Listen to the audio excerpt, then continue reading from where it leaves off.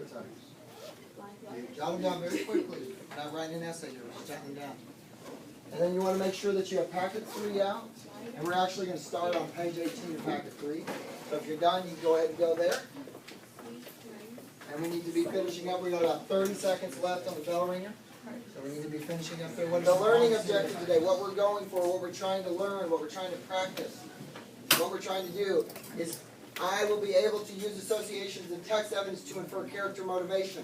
So that's where the reading log comes in. So make sure you have your reading log. So if you see Prospero and he is doing a stereotypical move, you know, he's being a man and he's being what? What are some stereotypes of guys that we wrote down? Lazy. What else? Strong. I think some of you guys have directions where you might actually have to get out of your seat. You have to talk to certain characters. But I think the main thing here is that we're reading loud enough so everyone can hear us. We're getting into it. And I think also very importantly is if you're not sure about how to pronounce it, just have confidence and just try your best. Because the rest of us are just like, we are so glad we don't have to read that in public, right? So everyone is just so happy that you're going out. I have Kanai over here. And Kanai is playing which role?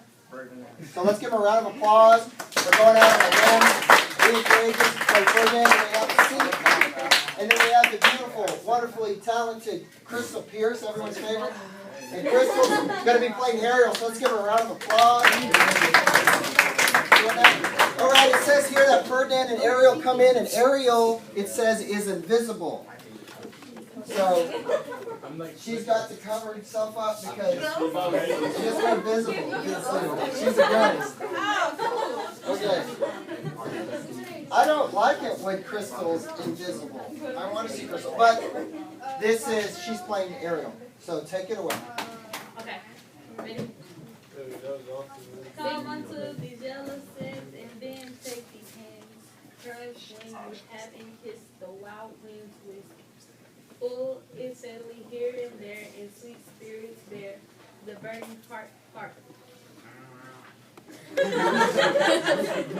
The watchdogs bark, bow wow. Hark, I hear the strains of straining. Ooh. Try to clear, cry cockaboo. And all the kingsmen, the Duke of Milan and his fine son too. The Duke of Milan and his more braver daughter could control thee, if now 'twere fit to do. At the first sight they have changed eyes. Delicate Ariel, I'll set thee free for this. Oh. All right, we got to pause right there. Kanai's getting out of here. I mean, Ferdinand's getting out of here. Ferdinand, could you read on the modern side? I did. Oh, you did? I'm sorry, can you read on the Shakespearean side? Alright. Starting out. Oh, if a virgin, and your affection not gone forth, I'll make you the king of nations. Okay, so I think we have to pause here. He's saying to someone who he's fallen in love with, right? Who he doesn't even know her name. Right? Have you noticed this? They don't know each other's names. He's saying, basically, I'm willing to marry you. You know, if you meet these qualifications. Just like that, right? And he's not just anybody, right? He is going to be the king of Naples. He's assuming his dad died in the Tempest, right? So things are moving pretty fast here. So this makes me think about my reading log. This is a relationship that's just heating up. What could I read through a gender, race, or class lens for one of these main characters? Ferdinand in relation to Miranda. Ferdinand in relation to Miranda's father, Prospero. Prospero and Miranda. I need to be thinking about those stereotypes and how they're portrayed here. And it's really easy because all I need to write down is where I got the quotation and a quick description of it, or an inference that I have. So you guys are really good at annotating. So this is really easy because you just find the character page and then you use the lens that you need. And you only need 2. So let's pick up right over here where Ferdinand left off. You want me to go ahead? Soft. Alright. Soft, sir, in all points of my command. To thy simple. Come, follow, speak not for him. All right, very good. Let's have a round of applause for all of our actors. And I don't know why I doubted you, Stone. I don't know why I doubted you. You have such a strong, commanding voice. Kanai, thank you so much for playing Ferdinand today. Crystal playing Ariel, we couldn't have had a better actress to train Ariel. Gabriel as the spirits did a perfect impersonation of Lizzie. And of course, Leslie Miranda as Miranda. Let's go and give another round of applause.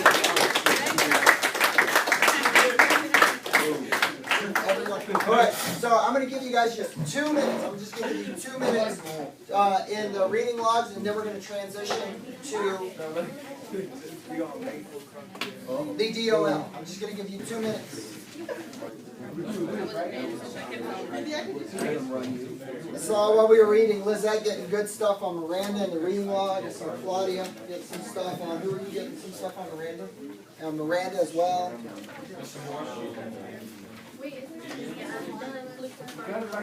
Saw Edwin working in his reading log while we were reading. So I'm seeing a lot of good stuff here. Let's make sure we captured all of them. Just two. You just need 2 pieces of. You can look at any 2 you want. Either packet or it has to be packaged. Okay, I want you to keep everything that you have right there, but I want you to pull out the Do It Now. And the Do It Now has what you jotted down about stereotypes, and I need you to trade with someone. So you're looking at what they wrote down about stereotypes. Okay? Swap with them. And then I want you to have a conversation at your table about what we're looking at, about some different stereotypes. And then I want us to get one more piece of evidence based on either one of the female or male stereotypes. Remember, stereotypes, it's not a good way to think, right? To say all men are like this, all women are like that. But Shakespeare, if he's using these, he's trying to do that to show us that they don't really work. So before you get to work with your group on this one right here, one more piece of evidence for your reading log, I want to point one out. Did you notice that the girl who lets the emotions and her feelings control her, stereotypical girl, Miranda, falls in love at first sight? Who else fell in love at first sight? Ferdinand. So see, Shakespeare is using stereotypes to show us, oh really, is that how you think? And then bam, show us how that's not true. Because here's this strong, dominant male. He falls in love too, right? Maybe even before her. So as you go through there, find those stereotypes that he's using and try to find what Shakespeare is trying to show us about that kind of thinking. So let's take 5 minutes to do that. This way we'll have 3 pieces of evidence. So how are you guys on race if we're talking about gender? I'm really interested in this. Because he says he's holding So when he insults him by comparing him to someone of a non-human race. Interesting. How is that an insult?